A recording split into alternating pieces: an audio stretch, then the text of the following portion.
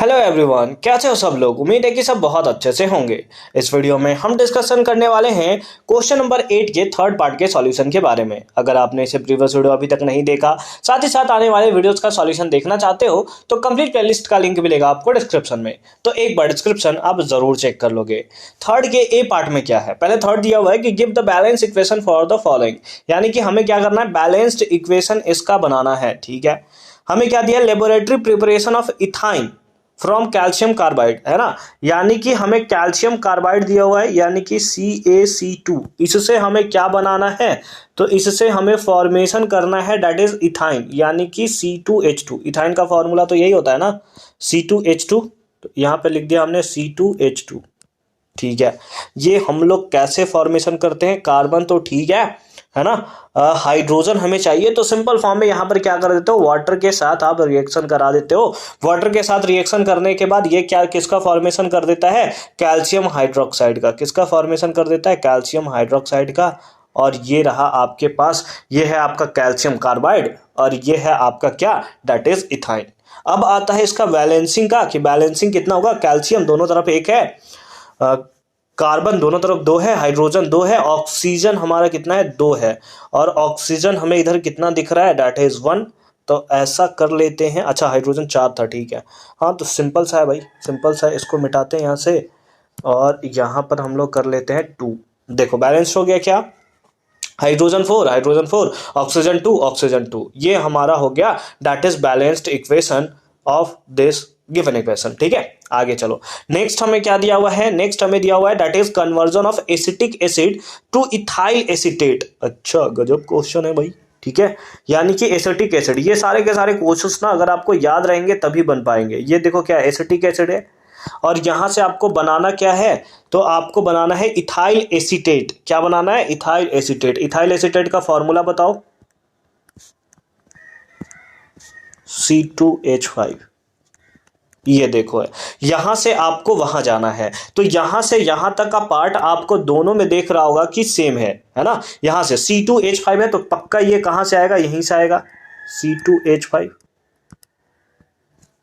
है ना, C2H5। और इसमें लगा दो आप OH, यहां से OH निकलेगा, इधर से H निकलेगा, ये क्या बन जाएगा, H2O। देखो यहां से, यहां पर आप देख सकते हो कि यहां से OH निकला, यहां से H निकला, दोनों फॉर्मेशन क्या कर दिए, H2O का, और बाकी दोनों पार्ट, ये वाला पार्ट जो होगा इसके साथ जाकर कंबाइन कर गया और ये फॉर्मेशन कर दिया कुछ इस टाइप का। तो हमारा क्या बन गया, दैट इज एसिटिक एसिड, यानी CH3COOH से बन गया ethyl acetate, that is CH3COO C2H5। ठीक है, ये हो गया हमारा क्या, इथाइल एसीटेट। ठीक है, अच्छी बात है। चलो आ जाओ नेक्स्ट पार्ट में आते हैं, सी पार्ट में। सी पार्ट में क्या है, laboratory preparation of nitric acid.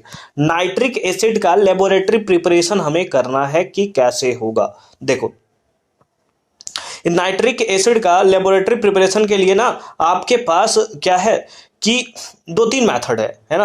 आप सोडियम से कर सकते हो, आप पोटेशियम से कर सकते हो, बस आपको अच्छे तरीके से रिएक्शन जो है उसे करना है। सिंपल फॉर्म में क्या करते हो कि ये रिएक्शन आपको क्वेश्चन में गिवन है कि अगर पोटेशियम नाइट्रेट है, इसका अगर आप रिएक्शन कर दो किसके साथ साथ, दैट इज H2SO4 के साथ, वो भी H2SO4 किस में होना चाहिए, तो कॉन्सनट्रेटेड फॉर्म में होना चाहिए, कॉन्क फॉर्म में होना चाहिए, और जो टेम्परेचर होना चाहिए वो क्या होना चाहिए, लेस देन 200 डिग्री सेल्सियस, है ना। ये लगभग बिलोंग कितने में करता है ना, लगभग 180 to 200, है ना, इसी के बीच में ये सिंपल फॉर्म में बिलोंग करता है। हालांकि लिखा रहता है कि लेस देन 200, तो आप यही लिख दोगे।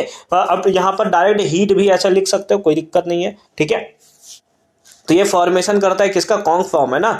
तो ये फॉर्मेशन करेगा पोटेशियम बाई सल्फेट का, है ना। ये फॉर्मेशन पोटेशियम हाइड्रोजन सल्फेट या बाई सल्फेट भी आप बोल सकते हो, और उसके साथ साथ ये रिलीज करेगा क्या, जो हमारा प्रोडक्ट बनाना है दैट इज HNO3। यही रिएक्शन को आप सोडियम के साथ भी कर सकते हो, कोई दिक्कत नहीं है कि सोडियम नाइट्रेट हमने ले लिया और इसका रिएक्शन हमने करा दिया किसके साथ साथ, अगेन H2SO4, किस फॉर्म में, दैट इज कॉन्सनट्रेटेड फॉर्म में, कॉन्क फॉर्म में हमने कर दिया, और टेम्परेचर रखा कितना, that is less than 200 degree Celsius, है ना। तो उस फॉर्म में ये किसका फॉर्मेशन करेगा, ये फॉर्मेशन करेगा that is sodium by sulphate का, और उसके साथ साथ रिलीज होगा कौन, दैट इज HNO3। क्या रिलीज होगा, दैट इज HNO3। हमें लेबोरेटरी प्रिपरेशन पूछा गया था, बिल्कुल हमने दोनों ही फॉर्म में क्या कर दिया कि HNO3 का फॉर्मेशन जो है वो कर दिया है। अब यहां पर आप अगर इसमें कुछ लिखना चाहो तो आप लिख सकते हो, ठीक है। यहाँ पर आप क्या लिख सकते हो, जैसे कि आपको पता है कि एक वोलाटाइल एसिड होता है और एक होता है लेस वोलाटाइल। अब बोलोगे सर ये वोलाटाइल एसिड मतलब क्या होता है, वोलाटाइल एसिड ऐसा होता है, वोलाटाइल का मतलब होता है जो वेपर के फॉर्म में कन्वर्ट हो सके, ठीक है। वेपर के फॉर्म में कन्वर्ट हो सके मतलब जैसे वाटर है, वाटर को आप हीट करते हो तो वेपर का फॉर्मेशन कर देता है, तो इसका मतलब है वो वोलाटाइल है नेचर में। बट अगर शुगर लेते हो, शुगर को गर्म करते हो तो वेपर नहीं बनता, यानी कि वो क्या हो गया, नॉन वोलाटाइल। उसी टाइप से अगर H2SO4 देखोगे ना तो H2SO4 जो है वो क्या है, एक मोर वोलाटाइल एसिड हमें देखने को मिलता है, ठीक है।